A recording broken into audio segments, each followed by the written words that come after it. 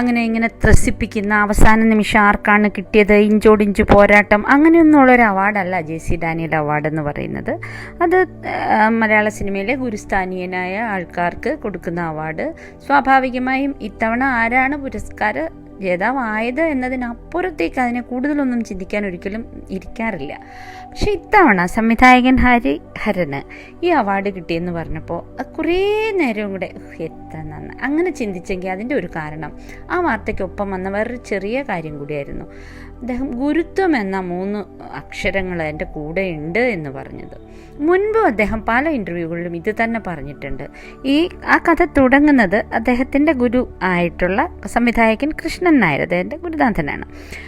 അദ്ദേഹം ഒരിക്കൽ ഈ സംവിധായകൻ ഹരിഹരൻ്റെ ഏതോ ഒരു സിനിമയ്ക്ക് 100ാം ദിവസം ആഘോഷിക്കുന്ന വേളയിൽ ഈ സംവിധായകൻ്റെ ഗുരുനാഥനാണല്ലോ എന്ന് പറഞ്ഞ് ക്ഷണിക്കാൻ ചെന്നപ്പോൾ അദ്ദേഹം പറഞ്ഞു, എനിക്ക് തൽക്കാലം എൻ്റെ ആരോഗ്യവും പരിസ്ഥിതിയും ഒക്കെ വെച്ചിട്ട് അവിടെ വന്ന് അങ്ങനെ പ്രസംഗിക്കാനൊന്നും പറ്റില്ല. പക്ഷേ അവൻ്റെ കൂടെ ഗുരുത്വം എന്ന ഒരു കാര്യമുണ്ട്.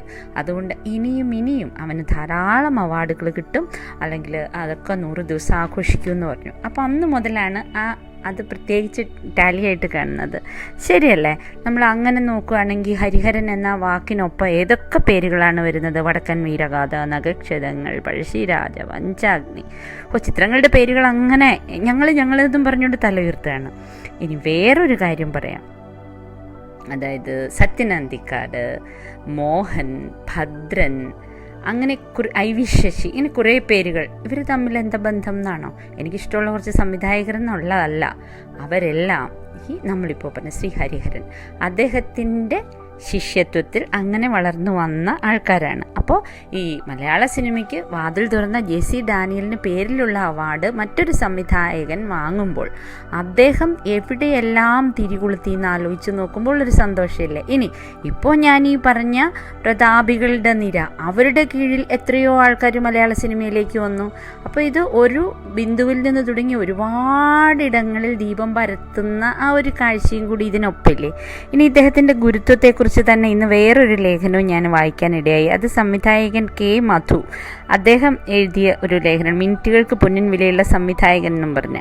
അതിനകത്ത് എഴുതിയിരിക്കുന്ന ഒരു സംഭവം 75 കാലഘട്ടത്തിലാണ് അത്ര ഇവർ തമ്മിൽ ആദ്യം കാണുന്നത്. അന്ന് ഈ K. മധു അദ്ദേഹം കൃഷ്ണൻ നായർ സാറിൻ്റെ ഒപ്പം നിൽക്കുകയായിരുന്നു. അപ്പോൾ ഒരു ദിവസം ഈ കൃഷ്ണൻ നായർ ഇദ്ദേഹത്തെ വിളിച്ചു പറഞ്ഞു, ഹരൻ വരും, വന്ന ഉടനെ അകത്തേക്ക് കൂട്ടിക്കൊണ്ടുവരണം, ഷൂട്ടകത്ത് നടക്കുന്നുണ്ട് എന്ന് പറഞ്ഞാൽ ഹരൻ വരില്ല എന്ന്. അപ്പോൾ ഈ ഇദ്ദേഹം ഇങ്ങനെ ആലോചിച്ചു, അയ്യോ അത് ഓരോ മിനിറ്റിന് ഭയങ്കര വിലയുള്ള കക്ഷിയാണ്. പക്ഷെ എന്തായാലും നോക്കി നിന്നു, ഷൂട്ടാണെങ്കിൽ ഞാൻ വരുന്നില്ല, ഞാൻ എത്ര നേരം വേണം വെയിറ്റ് ചെയ്തോളാം എന്ന് പറഞ്ഞ് ആ ശിഷ്യൻ അവിടെ നിൽക്കുകയാണ്. അപ്പോൾ പറഞ്ഞു, ഇല്ല എൻ്റെ അടുത്ത് സാറ് പറഞ്ഞിട്ടുണ്ട് എന്നും പറഞ്ഞ് അകത്തേക്ക് വിളിച്ചുകൊണ്ട് പോയി.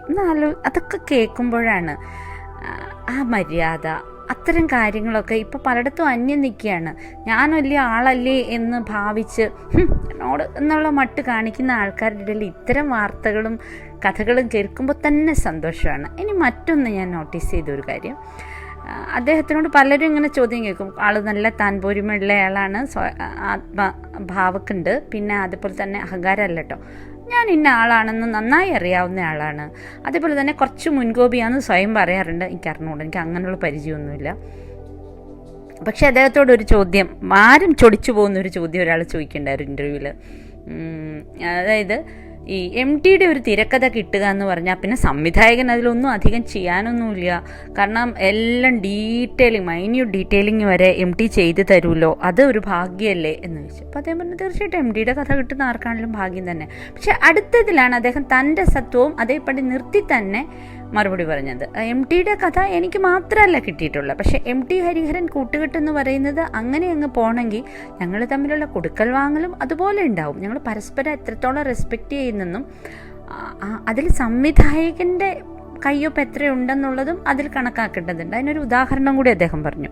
ഇത് പഞ്ചാഗ്നി എന്ന സിനിമ, അത് കേൾക്കുമ്പോഴേ നമ്മുടെ മനസ്സിൽ മോഹൻലാലും ഗീതയും കൂടെയുള്ള ആ ഒരു പോസ്റ്റർ ഓർമ്മ വരുന്നത്. റഷീദ് എന്ന ക്യാരക്ടർ മോഹൻലാലിൻ്റെ. അതിൻ്റെ തുടക്കത്തെക്കുറിച്ച് പറഞ്ഞത് അതിന് നസറുദ്ദീൻ ഷായായിരുന്നു ഇവർ രണ്ടുപേരും കൂടെ, അതായത് MT ഹരിഹരൻ, അദ്ദേഹം രണ്ടുപേരുടെ തീരുമാനിച്ചിരുന്നത്. ഒക്കെ സംസാരിച്ചിരിക്കുമ്പോഴാണ് ഒരു ദിവസം മോഹൻലാൽ ശ്രീ ഹരിഹരൻ സംവിധായകനെ കാണാൻ ചെന്നിട്ട് പറഞ്ഞു, അന്ന് ഹീസ് എൻ അപ്കമിങ്. അപ്പോൾ പറഞ്ഞു എനിക്ക് റോള് വേണം. അപ്പോൾ പറഞ്ഞു, എന്നാൽ റഷീദിൻ്റെ റോള് കൊടുത്താലോ എന്ന്. അപ്പോൾ എം ഡി പറഞ്ഞു, അയ്യോ നമ്മൾ മറ്റാളോട് സംസാരിച്ചില്ലേ, നമ്മുടെ മലയാള സിനിമയിൽ വരുന്നൊരു നല്ല കൊടുക്കാമെന്നും പറഞ്ഞ് കൊടുത്തെന്ന് മാത്രമല്ല, ആ അവസരത്തിൽ നസറുദ്ദീൻ ഷാ ഒരു വന്നു പോകുന്ന അതിഥി താരമായിട്ട് മാത്രം ഒരു ചെറിയ റോളായിരുന്നു റഷീദിൻ്റേതെങ്കിൽ, പഞ്ചാഗ്നിയിൽ പെട്ടെന്ന് റഷീദ് എന്ന കഥാപാത്രം ഈ ഒരു നിർദ്ദേശത്തോടെ എം ടി വളരെ വികസിപ്പിച്ച് പിന്നെയും എഴുതി ആ പഞ്ചാഗ്നിയുടെ ഒരു സീൻ തന്നെ കുറേ മാറിപ്പോകുന്ന ഒരു കാര്യം ഉണ്ടായി. അതാണ് അദ്ദേഹം പറയുന്നത്, ഞങ്ങൾ തമ്മിൽ അങ്ങനെ ഒരു ഈഗോ എന്നൊരു പ്രശ്നമില്ല. ഇനി അതിൻ്റെ ബാക്കിയും കൂടി ഉണ്ട്. അദ്ദേഹം മറ്റൊരു ഇൻ്റർവ്യൂവിൽ പറയുണ്ടായി, എൻ്റെ ശിഷ്യന്മാരാണേലും ആരാണേലും എനിക്ക് സിനിമ ഇഷ്ടമല്ലെങ്കിൽ ഞാൻ വിളിച്ച് ചോദിക്കും എന്താ അതെന്ന്. അവിടം വരെ ഓക്കെയാണ്, ഗുരുനാഥന്മാർക്ക് ചോദിക്കാൻ അവകാശമുണ്ട്. അടുത്ത് പറഞ്ഞൊരു വാക്കുണ്ട്, എൻ്റെ ശിഷ്യന്മാർ എൻ്റെ സിനിമയിൽ എന്തെങ്കിലും ഇഷ്ടപ്പെട്ടില്ലെങ്കിൽ അവർ തിരിച്ചും പറയാറുണ്ട്, അല്ല അതത്ര എന്തോന്ന് പറഞ്ഞിട്ട്. അപ്പോൾ ആ ഒരു സ്വാതന്ത്ര്യം ഞങ്ങൾക്ക് പരസ്പരം ഉണ്ടെന്നുള്ളത്, അതൊക്കെ പലപ്പോഴും ഇന്ന് അന്യം നിന്നു പോകുന്ന ചില സമ്പ്രദായങ്ങൾ കൂടിയാണ്.